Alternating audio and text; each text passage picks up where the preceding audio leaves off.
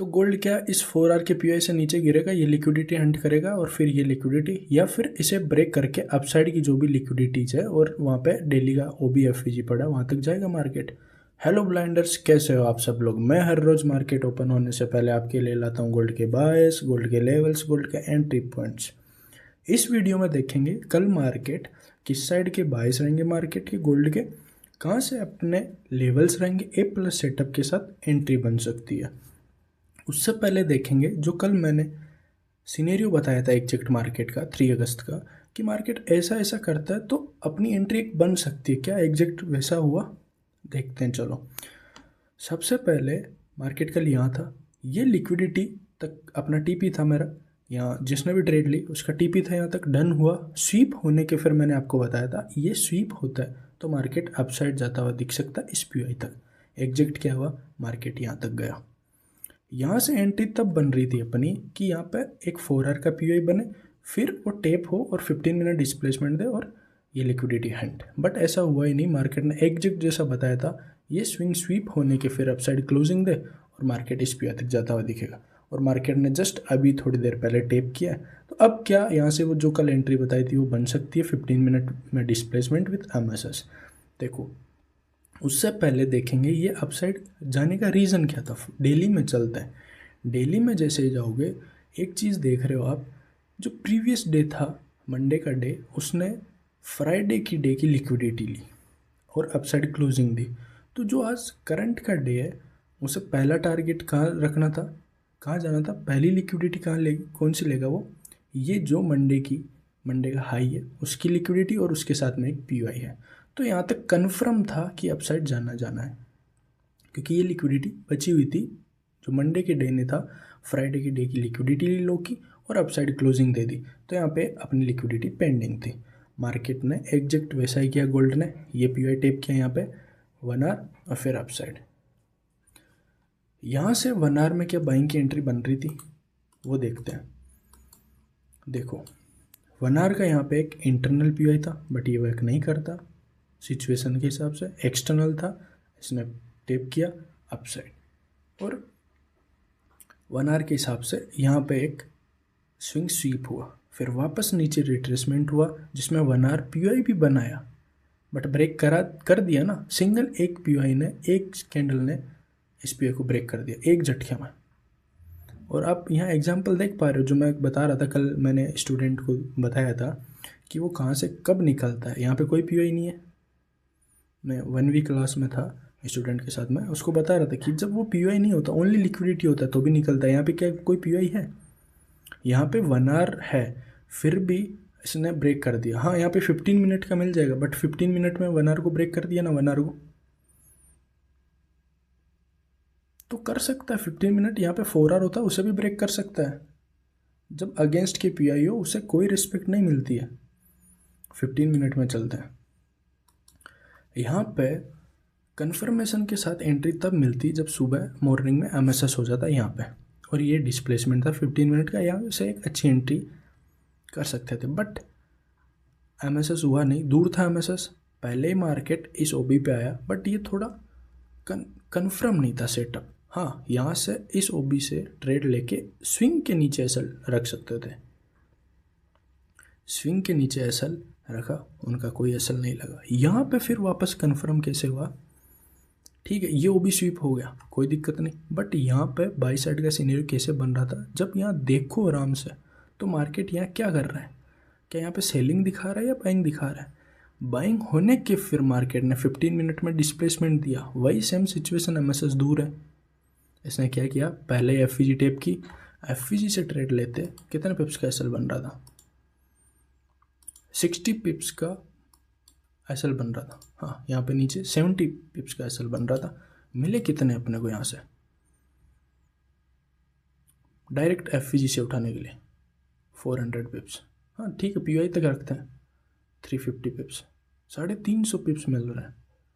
1:4 easily मिल रहा था, 1:4.5।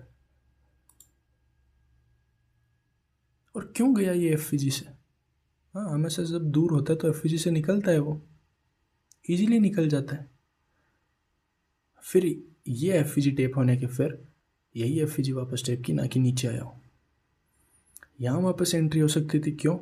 F और OB4R अभी टेप नहीं हुआ था, तो उसे अपसाइड तो निकलना ही निकलना है। उससे पहले वो रिजेक्शन कहाँ से लेगा अब? उससे पहले तो कोई रिजेक्शन नहीं था। जिसने यहाँ से एंट्री ली, जिससे सुबह से होल्डिंग थी, उसने 450 पिप्स समथिंग आराम से पकड़ ली, कैप्चर कर ली। अब मार्केट क्या कर सकता है करंट में? जो कल PY बताया था 4R एग्जैक्ट वहाँ पे है, सॉरी ये 4R वो भी मार्क हो गया, FVGI करंट एकदम वहीं पर है। अब मार्केट क्या इसे ब्रेक करेगा तो अपसाइड निकलेगा, और जो लिक्विडिटीज है अपसाइड की पेंडिंग वहाँ जाएगा, या फिर जो नीचे पेंडिंग है वो लिक्विडिटी लेगा। यहाँ पे आपको क्या देखना है, यहाँ से रिजेक्शन लेता है 4R से, 15 मिनट डिस्प्लेसमेंट विथ MSS होता है, बट उसमें यहाँ कोई 4R का PY नहीं होना चाहिए, ना कि मार्केट जैसे ये कैंडल अपसाइड क्लोज कर दे और थर्ड कैंडल भी यहाँ पे साइडवेज क्लोज कर दे और यहाँ पे OBFVG बन जाए 4R में, तो ये फिर कन्फर्म हो जाएगा अपसाइड निकलने के चांस रहेंगे। बट ऐसा ना हो, चांसेज है ऐसा ना हो, नहीं होगा, ज़्यादा चांसेज है मार्केट यहाँ से रिजेक्शन ले, 15 मिनट में डिस्प्लेसमेंट दे विथ MSS। जैसे इसमें MSS का है, यह MSS बन रहा है, मार्केट यहाँ से 15 मिनट डिस्प्लेसमेंट दे, नीचे लास्ट पीरियड टेप 15 मिनट का, डायरेक्ट ये लिक्विडिटी टारगेट। बट ऐसा ना हो और मार्केट क्या करे, इस ड्राइंग को मैं एक बार डिलीट कर देता हूँ।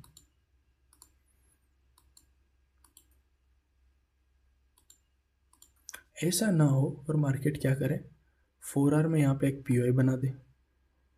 फिर कैसे कंफर्मेशन लेना है, यहाँ पे फर्स्ट कैंडल सेकंड और थर्ड यहाँ इसी के अंदर साइडवेज हो जाए, तो ना तो अभी तक ये ब्रेक हुआ है और यहाँ पे एक नया PY बन गया बाइंग के लिए, तो आपको वेट करना है या तो ये PY ब्रेक हो, 4R PY, और ये ब्रेक नहीं हो रहा है तो यहाँ से जब ये रिजेक्शन ले रहा है, यहाँ पे 4R PY बाइंग का बनने के फिर सेलिंग वाले से रिजेक्शन लेके नीचे आ रहा है, तो आपको वेट करना है जब ये सेलिंग आ रही है इस स्विंग में क्या डिस्प्लेसमेंट आ रहा है या जस्ट PY टेप होके बस टेप होते होते आ रहा है, कोई डिस्प्लेसमेंट नहीं है, वो देखना आपको। हाँ, कोई डिस्प्लेसमेंट नहीं है इस स्विंग में, जब ये नीचे सेलिंग इस PY को टेप करने आ रहा है, कोई डिस्प्लेसमेंट नहीं, तो आपको यहाँ पे ये PY टेप होगा, displacement 15 minute with MSS, last PY tape, direct upside की जो लिक्विडिटी है वो टारगेट। और सेलिंग में क्या करना है, जब वो फर्स्ट टारगेट ये लिक्विडिटी, बट फिर ये लिक्विडिटी नियर बाई आ सकती है, आ सकती है कि आ जाएगी, तो ये टारगेट रख सकते हो, बट फर्स्ट टिप ये रखना, क्योंकि लिक्विडिटी लेने के फिर फर्स्ट लिक्विडिटी लेने के फिर मार्केट क्या करता है, अपसाइड या तो वो FVG मिल जाए उसको, वहाँ से वो नीचे गिर जाए। हाँ, चांसेस है वो लास्ट PY पे भी जाता है, डिपेंड करता है सिचुएशन के हिसाब से, बट जिस हिसाब से अभी ये टाइम स्पेंड कर रहा है 4R में और जैसी रिजेक्शन कैंडल दे रहा है, डाउन जाने के चांस है। हाँ, सिनेरियो जो मैंने बताया दोनों वो बने तो उस हिसाब से आपको ट्रेड बनानी है। और वीकली के हिसाब से अभी टारगेट नहीं डन हुआ, क्यों? इस वीक ने वॉल्यूम बैलेंस को रेस्पेक्ट दी, डाउनसाइड क्लोजिंग, नेक्स्ट वीक ने जो प्रीवियस वीक था उसने उसके इनसाइड में क्लोजिंग दी, तो अभी ये लिक्विडिटी हंट तो होना बाकी है, 3984 की लिक्विडिटी, तो मार्केट इस 4R से ये लिक्विडिटी आने की चांस है। हाँ, इसके फिर वो यहाँ पे एक HTF का टाइम फ्रेम का PY बना दे बाइंग के लिए, तो अपसाइड निकल सकता है। तो आपको बस वेट करना है, जब कोई एंट्री नहीं मिल रही है ठीक है, कोई दिक्कत नहीं है, पिप्स छूट के 400 पिप्स क्या हो गया, मार्केट कोई बंद थोड़ी और आज वापस ट्रेड मिल जाएगी, क्या दिक्कत है? ऐसे तो बहुत ये चलता रहता है, सारे पिप्स थोड़ी कैप्चर कर पाओगे, कभी नहीं कर पाओगे सारे पिप्स, जो गया जाने दो उसको, जो आने वाला है उसको नहीं जाने देना है, वो देखना है क्या हो गया मार्केट में, क्या हो रहा है, और जो हो रहा है उसके हिसाब से क्या होने वाला है, इन 3 चीज़ पे ध्यान रखना बस।